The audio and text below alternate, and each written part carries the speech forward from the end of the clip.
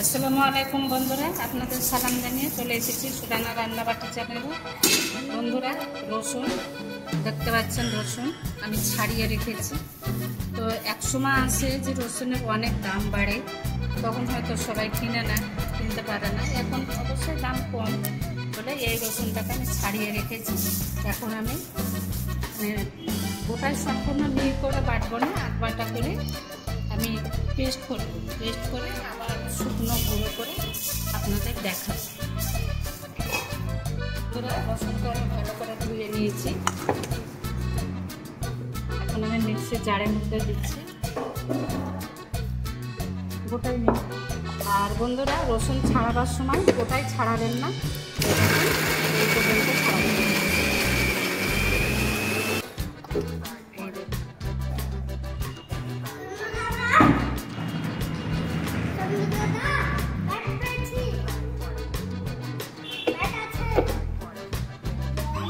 এইভাবে রান্না করতে হবে,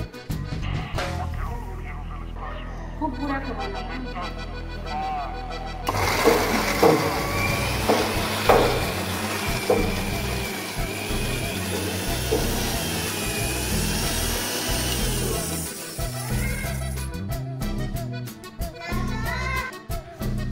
সবগুলো আমার হয়ে গেছে, দেখুন।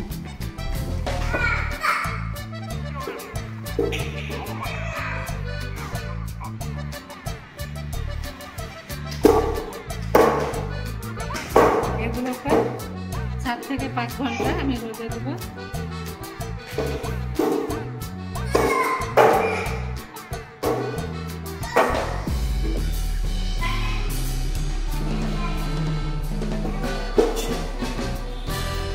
দুটো থালাতে দিয়েছি, এখন আমি রোদ্রে দিয়ে আসবো।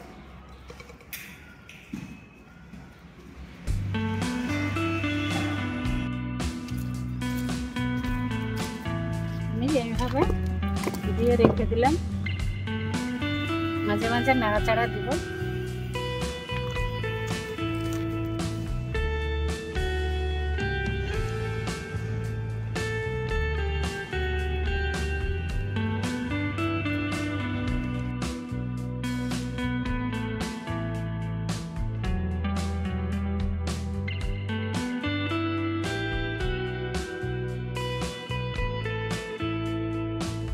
বন্ধুরা, রসুন কটাকে আমি আধ বাটা করে রেখেছিলাম, তাও বুঝতেই পারছেন আজকে তো নাই, রোদে শুকাবো, তো আজকে তো রোদ নাই, তার জন্য এই এয়ার ফ্রায়ারে আমি গরম করে নিচ্ছি।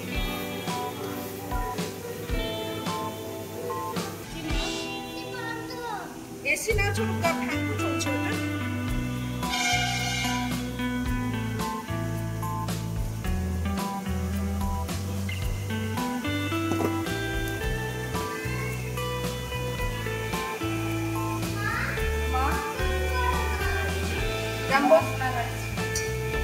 র্যাম্বো তো আছে।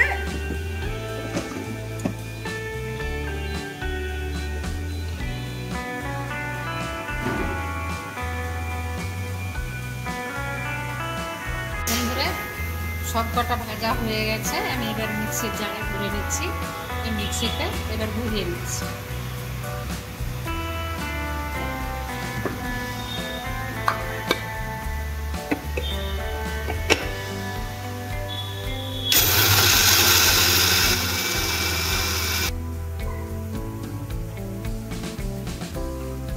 বন্ধুরা, কত সুন্দর হয়ে গেছে। বন্ধুরা, সবগুলো হয়ে গেছে, দেখুন কি সুন্দর হয়েছে।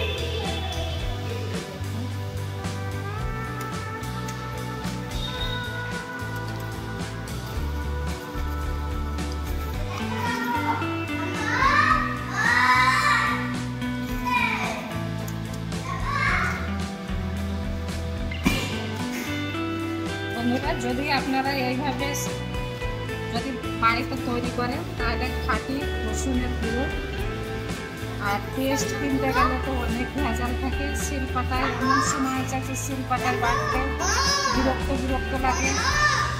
তারপরে যারা মিক্সির জার আছে, তারা শিলপাটায় বাটে অনেক অস্বস্তি বোধ করে।